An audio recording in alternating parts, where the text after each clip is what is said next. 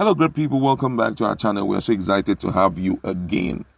There had been a promise from the Yoruba group that they will be staging another protest when President Muhammadu Buhari will be addressing the UN General Assembly come the 24th of September 2021. But right now, something very different has happened, and it has to do with a clash by two groups. Incidentally, those two groups are actually both Nigerians. Nigerians make up the two groups, and you get to hear why that clash actually occur in New York, in the United States of America. What are we to expect when Buhari will be addressing UN? We're going to be looking at that in a jiffy and the reactions of Nigerians. But before we do that, if you're not subscribed to our channel, kindly hit on the red subscribe button and also the bell icon so that you can get notification anytime we publish. Two groups on Monday confronted each other in New York, the United States, over the state of things in the country. The group converged on Nigerian House on 42th Street, 2nd Avenue, airing opposing views about the conditions in Nigeria and its unity.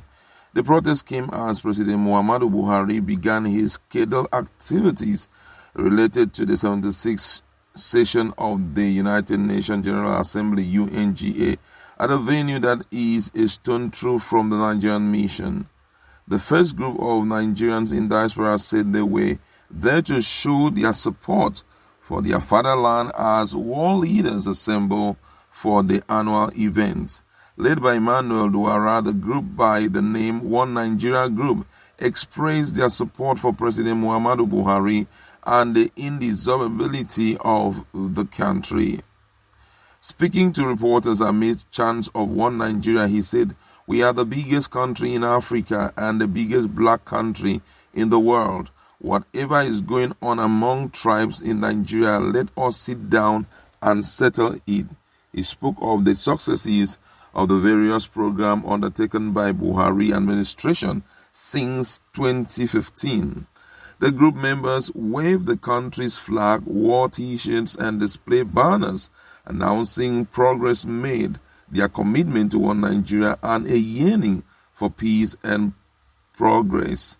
They are, however, opposed by anti-Buhari protesters who call for a referendum to determine the fate of the country.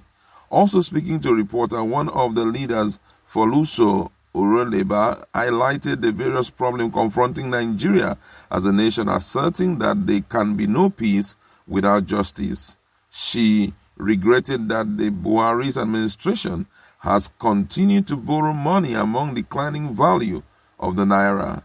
Aruleba, who said she was speaking for all the indigenous people of Nigeria, said during Jonathan's administration, Buhari invited Fulanis from West Africa. Now the thing has backfired and they are killing more people in the north. She demanded for referendum, saying that United Nations should go back to the drawing board, says that the 17 Sustainable Development Goals are global goals and Nigeria cannot be isolated. She alleged that plans were on to invade Yoruba land, which she stated would not be accepted. Now, this has triggered a lot of reactions by Nigerians. You're going to hear what Nigerians have to say in that regard. And here someone says, those people supporting Buhari, you are enemies of Nigeria. They were bought with money. Another person said the other group were bought by IPOP and Oduduwa. Whoa, this one said, hire criminal pretending to be Nigerians working for Buhari. Another person says, those groups stroke people must be the one Mr. Gambari said that he will get to counter the protest in front of the Nigerian House in New York. I wonder a man of his standing can leave Nigeria 2 weeks before the meeting just to disorganize people protesting in front of Nigerian House. Meanwhile, the poor people of Nigeria, east, south, west, and north are dying of hunger, and they rather waste the money that give their starving citizens to buy food to eat. Another person here says, this situation was expected. I knew very well that when the time comes, they will prove to Nigerians that they are smarter than us. You can imagine what is happening in New York. Two contradicting, opposing groups speaking against themselves. That alone has written off all the effort of Yoruba leaders. This one say they inadvertently showed to the world how divided Nigeria is, thereby giving credence to why separation is necessary. I expected that the situation would be handled better. Resorting to this in another man's land is the height of embarrassment to the nation Nigeria. Something I wonder who the advisors of government are. Now one here says, who are those sensible people supporting Buhari over there instead of maintaining one voice? Those ones are the people drawing back the hand of clock.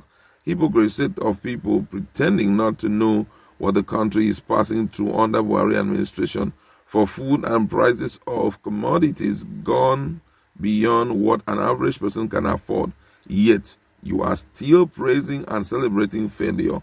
This is a serious issue. Someone said PMB can never accept defeat or correction because he has determined to bring down Nigeria.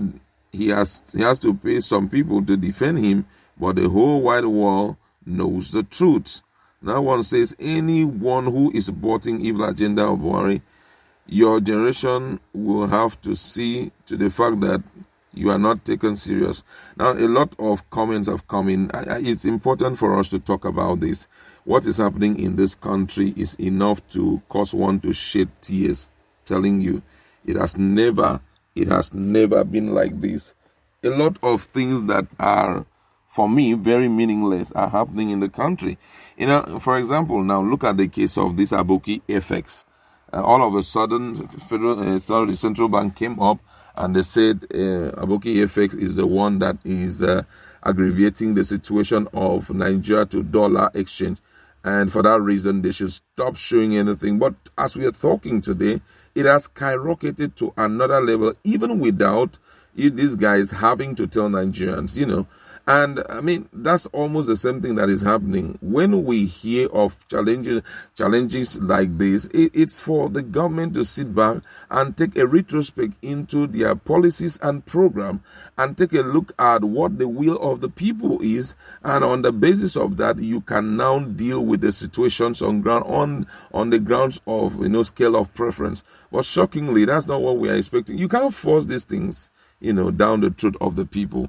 They know the truth, and they will sure stand to defend the truth no matter what you do. So all these things for me is just storytelling. You're just trying not to accept some truth. It's simple. Sit on the round table with the people and talk.